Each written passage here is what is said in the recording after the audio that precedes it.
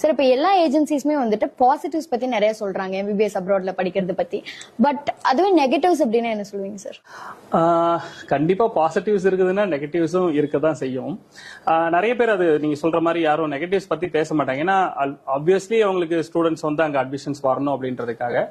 But நான் வந்து first negatives தான் பேரண்ட்ஸ் கிட்ட சொல்லுவேன். நீங்க வெளியில போகும்போது, வெளியில ஃபாரின்ல போய் படிக்கும்போது என்ன சேலஞ்சஸ் ஸ்டூடெண்ட் ஃபேஸ் பண்ணுவாங்க, அதுக்கு வந்து நீங்க ஆஸ் அ பேரண்டா நீங்க என்ன கைடன்ஸ் அவங்களுக்கு கொடுக்கணும், ஸ்டூடெண்ட் எப்படி அவங்க மென்டலி எப்படி ப்ரிப்பேர் ஆகணும் அப்படிங்கறத முன்னாடியே நான் சொல்லிடுவேன். இல்ல ஃபர்ஸ்ட் பாயிண்ட் அப்படின்னு பாத்தீங்கன்னா, முதல்ல 12th வரைக்கும் இங்க ஸ்டூடெண்ட்ஸ் வந்து ஒரு செட்டப்ல இருந்திருப்பாங்க.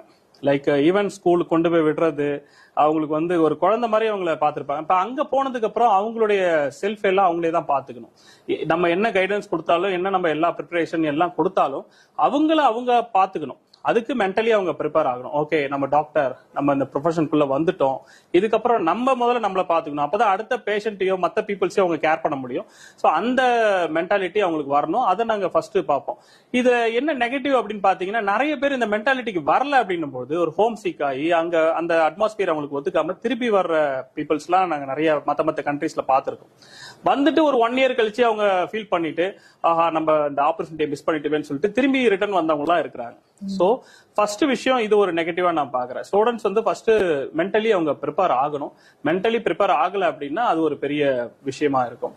Annamalayar Educational Trust. For more information, contact us now.